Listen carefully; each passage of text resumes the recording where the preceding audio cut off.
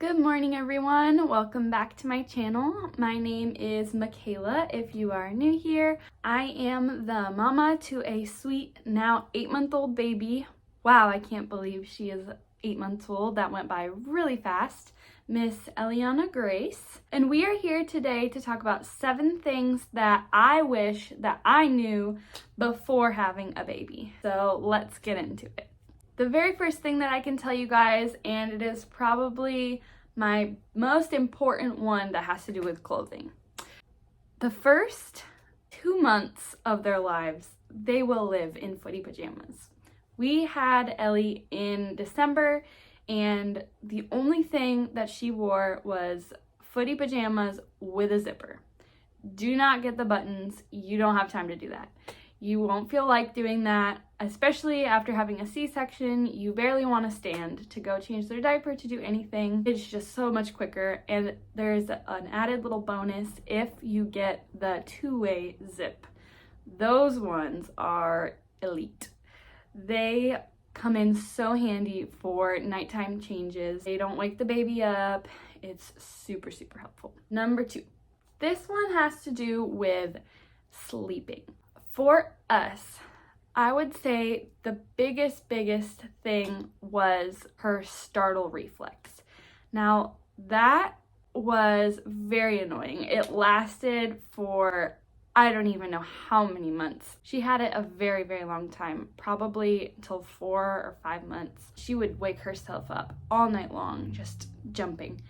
And the biggest thing that helps that is swaddle them from night 1 in the hospital. Even if they hate it, even if they're screaming and squirming, swaddle them, swaddle them, swaddle them. They do so much better at nighttime if they are swaddled. Eventually, I would say it took her about a week or so to get used to it. She didn't hate it. I hear a lot of babies like hate being swaddled. They'll scream and scream and scream. And if that's not your jam, you don't have to do that. But what helped for us a lot with sleeping was swaddling. The hard part about it was getting her transitioned out of swaddling afterwards. She did not want to sleep any other way other than being all bundled and cozied up.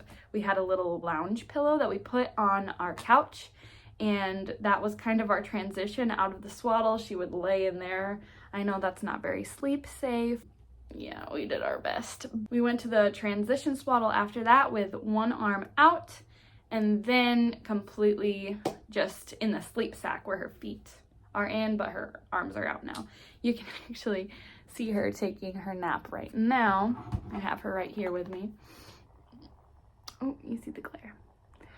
She's not in a sleep sack for her naps because she normally does pretty well during the daytime because she takes really short naps anyways. My next piece of advice, number 3, do not buy baby shoes.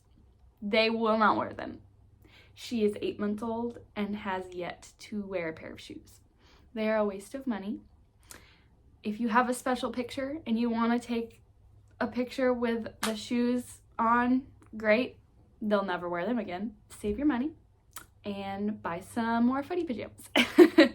Number 4, you do not need all of those expensive gadgets that the internet is telling you. You need this, you need this, you need this, you need this. I gotta tell you, the best things were probably the cheapest things for me. My only item that I would say that is like an expensive purchase, we got gifted to us.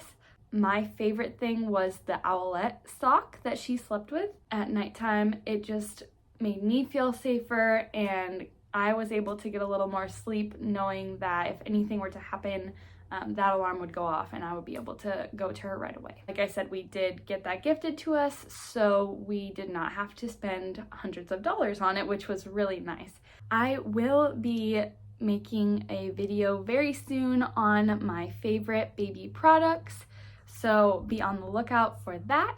Number 5. This also has to do with sleep, and I am still dealing with this to this day, and I never knew this This is the one thing that I wish somebody would have told me.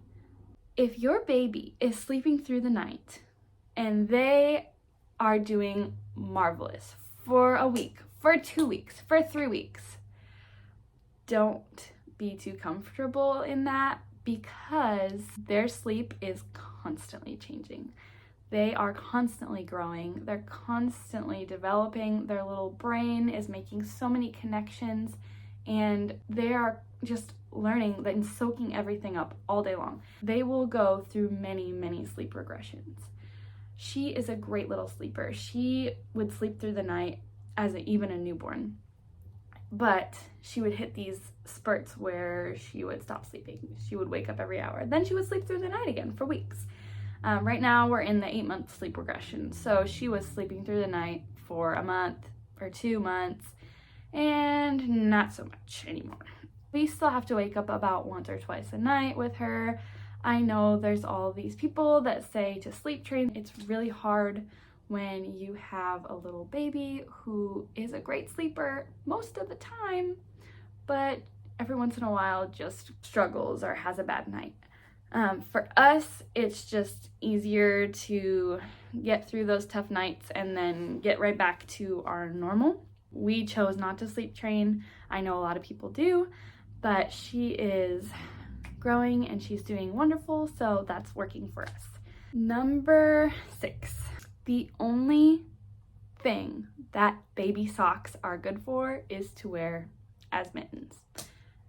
They are not going to stay on no matter how hard you try, no matter any trick that you use, they'll kick them off.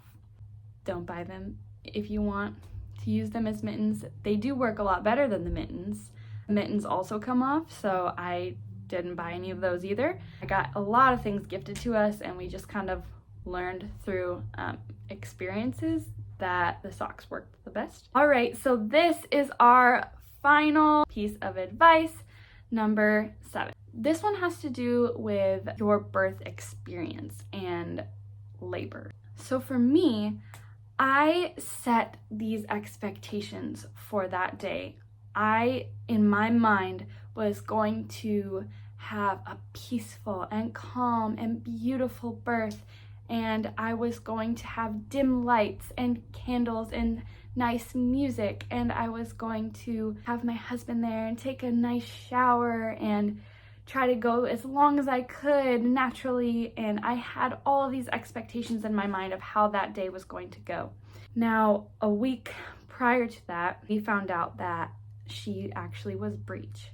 So all of my plans got thrown out the window, and I ended up having to have a C-section.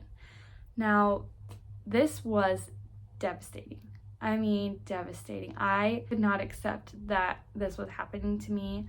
I hated it. I didn't want it at all. I was terrified. I've never had a surgery before. I just, in my mind, was going to have that beautiful, perfect day that I had always dreamed of. And it didn't happen, and that was really disappointing. So I suggest, no matter how confident you are or you think everything is going to go exactly the way that you plan it, don't set those expectations, because those babies have a little mind of their own, and however they're gonna come is how they're gonna come. That would be another really big piece of advice that I have for you guys. All right, mamas, so that is our video for the day.